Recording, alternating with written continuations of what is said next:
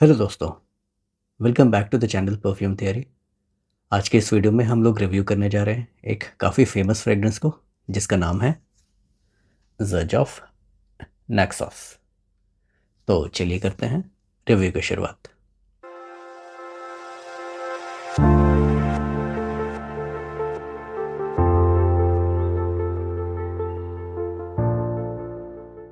दोस्तों, ज़र्ज ऑफ नैक्सॉस ये लॉन्च हुआ था साल 2015 में, यानी आज से 10 साल पहले।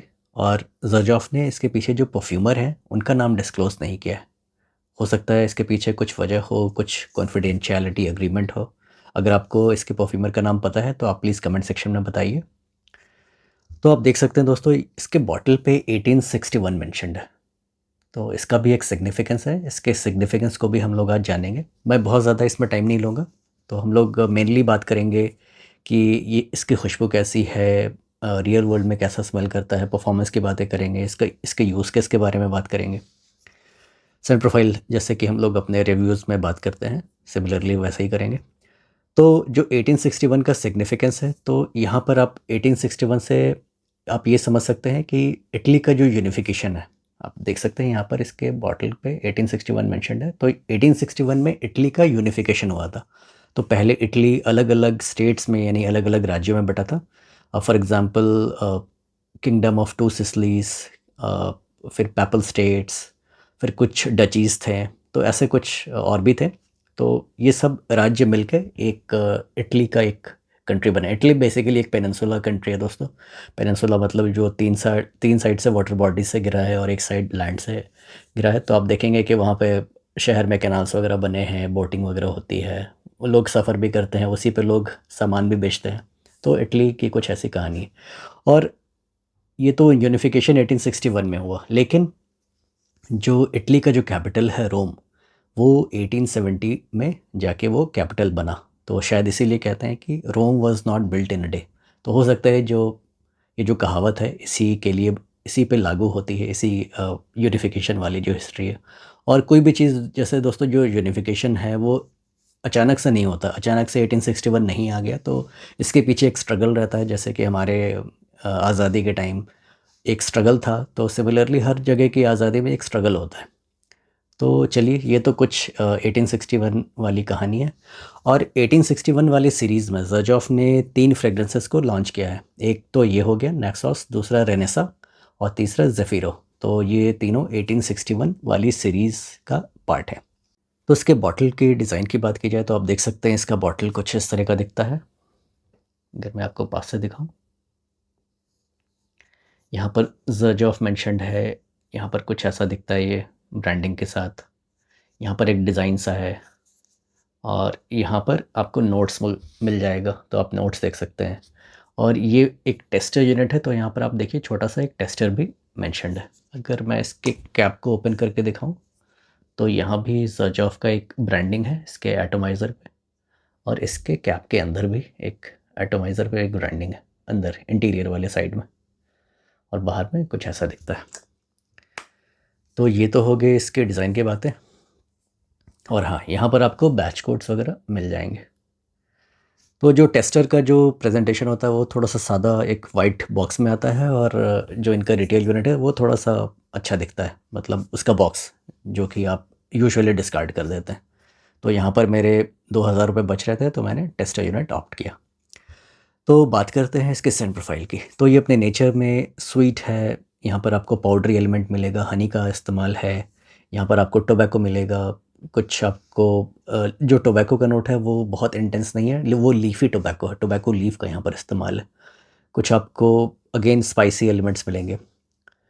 तो दोस्तों बेसिकली ये जो फ्रेग्रेंस है, यहाँ पर इसके टॉप में आपको कुछ फ्लोरल हिंट्स भी मिलेंगे। यहाँ पर लैवेंडर का नोट काफ़ी प्रोमिनेंट है, जैसे कि यहाँ पर इसके जो नोट्स हैं यहाँ मेंशन्ड है।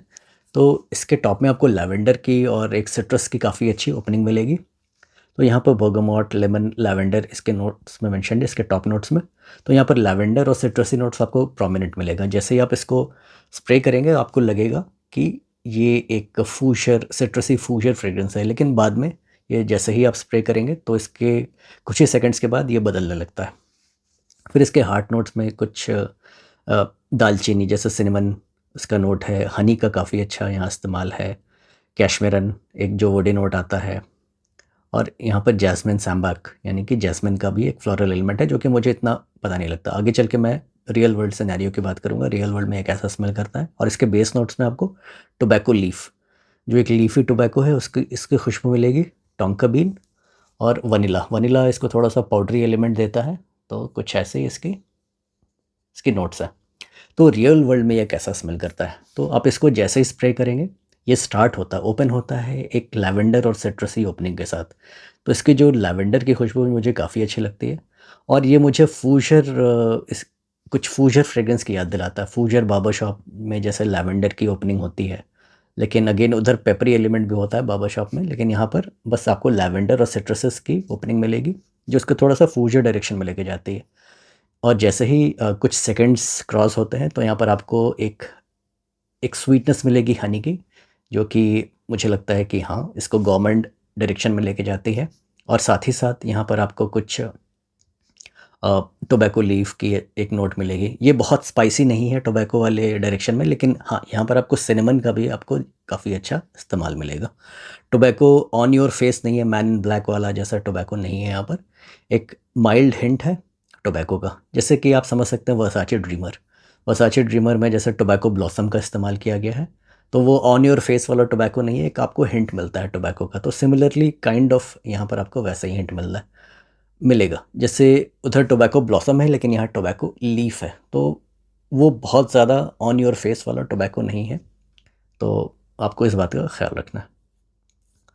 तो ये आपको ड्राई डाउन में थोड़ा सा पाउडरी हो जाता है, स्वीटनेस इसकी कायम रहती है। जो वनीला से जो सॉरी जो हनी से जो स्वीटनेस आपको मिलती है, वो थोड़ा सा कैरी फॉरवर्ड होती है इसके बेस तक, फिर बेस में ये पाउडरी होने लगता है। तो बेसिकली ये बेस में जाते जाते गॉर्मंड हो जाता है। स्टार्ट होता है अपने फूजर प्रोफाइल से, और बेस में जाते जाते ये गॉर्मंड हो जाता है। तो इसीलिए इसको फूजर गॉर्मंड वुडी किस्म का एक परफ्यूम माना जाता है ज़ोज ऑफ नैक्सोस को।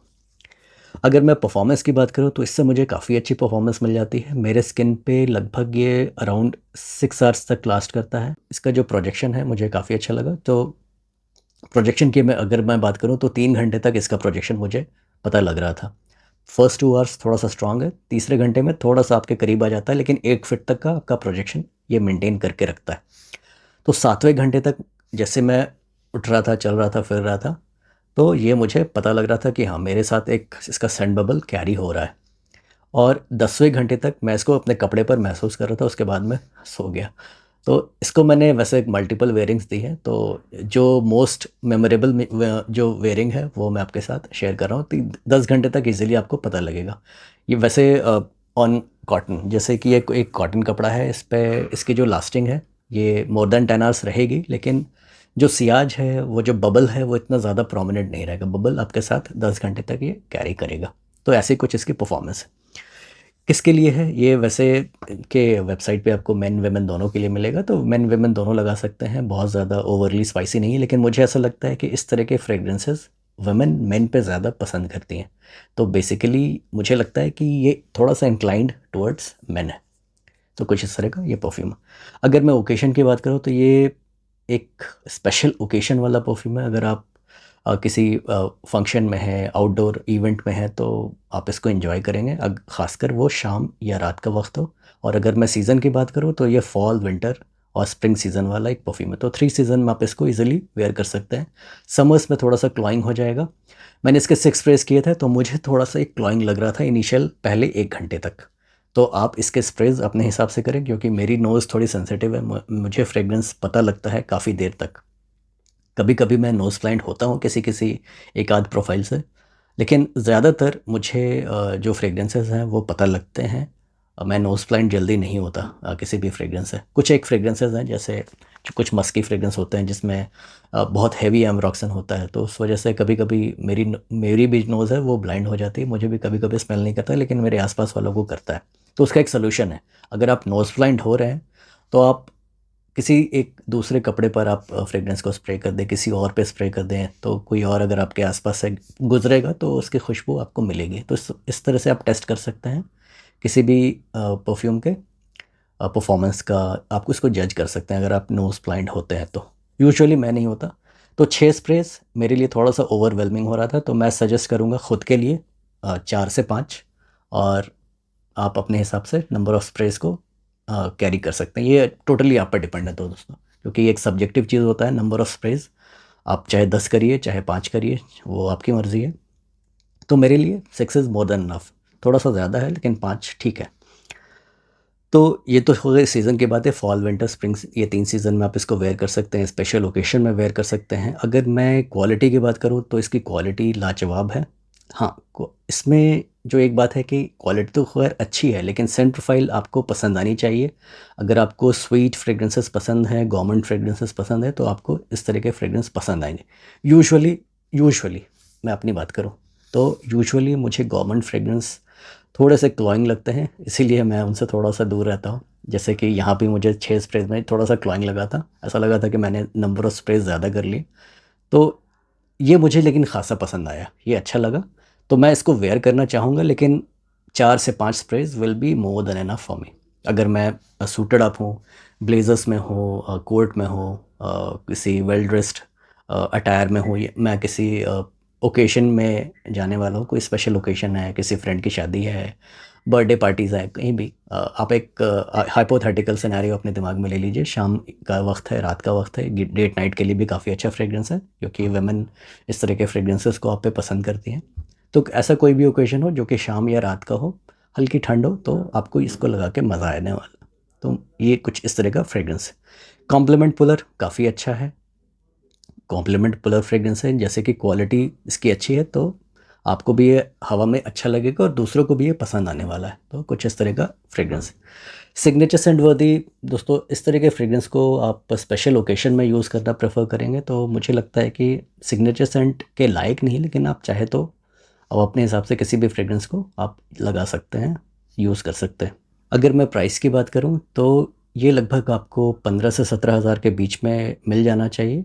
कहीं पर कम, कहीं पर ज़्यादा हो सकता है, प्लस माइनस आप मान लीजिए। मैं कुछ ट्रस्टेड वेबसाइट्स और कुछ कम्युनिटी सेलर्स के डिटेल्स दे दूंगा जो कि मेरे ट्रस्टेड हैं, तो आप उनसे परचेज़ कर सकते हैं, या आपको जहाँ से आपको ठीक लगता है आप परचेज़ कर लीजिए। लेकिन आप इसको एक बस टेस्ट ज़रूर करिए। ब्लाइंड बाई अगर आप करेंगे, अगर आपको पसंद नहीं आया तो शायद पैसे आपके वेस्ट हो सकते हैं। तो हमेशा कहीं से भी लें, ट्रस्टेड जगह से लें। ट्रस्ट एक इम्पॉर्टेंट चीज़ है दोस्तों।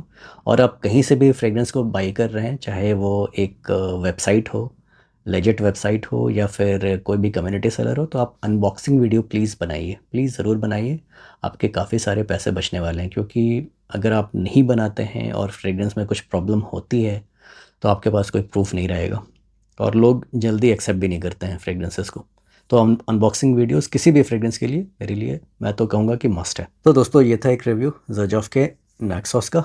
तो अगर मुझे एक लाइन में इसको समझाना हो तो ये एक ऐसा फ्रेग्रेंस है जो कि अच्छी तरह से बनाया गया है, विंटर्स के लिए है और स्पेशल ओकेशन के लिए है। थोड़ा सा स्वीट है, लेकिन क्वालिटी अच्छी है, परफॉर्मेंस भी अच्छी है। आप इसको लेकिन जब भी लें तो टेस्ट करके लें। तो उम्मीद करता हूँ ये रिव्यू आपको पसंद आया होगा। तो मिलते हैं किसी ऐसे अगले वीडियो में, तब तक के लिए अलविदा।